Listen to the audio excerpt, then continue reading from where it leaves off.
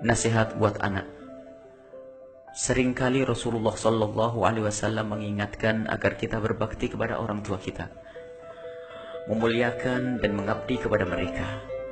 Sehingga jika ada anak yang durhaka kepada orang tuanya, maka ia adalah orang yang bakal sengsara di dunia dan di akhirat.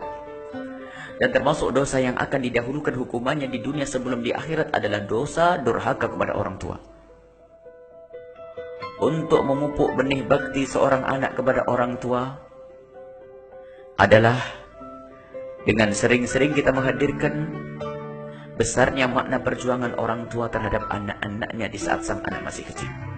Sungguh, suatu pengabdian yang tiada tandingnya.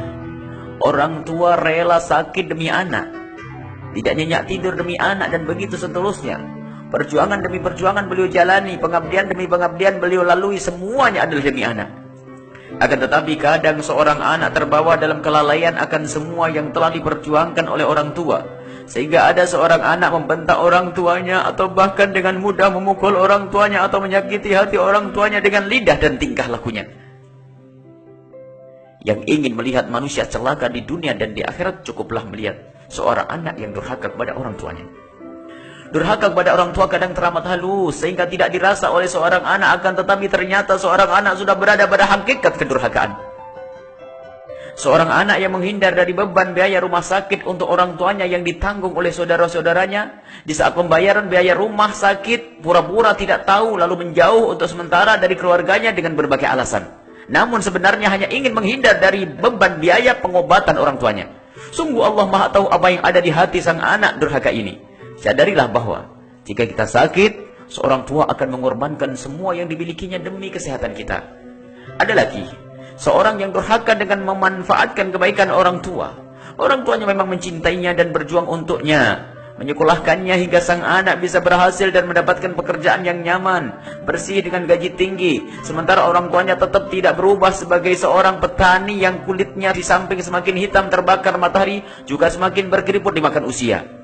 Akan tetapi keberhasilan sang anak tidak merubah keadaan orang tuanya. Bahkan mungkin seorang anak dengan tanpa hati nurani telah menjadikan sang ibu babu di rumahnya yang mencuci bajunya dan menyiapkan makanan sang anak. Sungguh ini adalah anak durhaka yang susah bertobat, sebab ia tidak sadar jika yang demikian itu adalah durhaka. Ada lagi durhaka yang tidak dirasakan oleh seorang anak, yaitu dikala orang tua yang sudah keriput itu tidak lagi dianggap nyaman keberadaannya di meja makan bersama, maka seorang tua pun dibuatkan meja kecil di ruang yang agak terpisah agar tidak mengganggu. Dan hanya orang durhakalah yang menganggap orang tuanya mengganggu. Cukuplah orang tua kita capek di saat kita masih kecil, giliran kita sudah dewasa dan orang tua kita semakin lemah, mari kita muliakan dan kita layani orang tua kita. Mengabdi berangkat dari hati yang tulus karena Allah SWT, bukan hanya takut dihujat oleh masyarakat.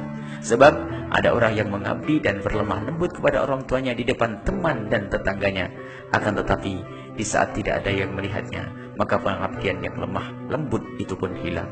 Semoga kita digolongkan sebagai anak-anak yang bisa benar-benar mengabdi dan berbakti kepada orang tua. Wallahu a'lam bishawab.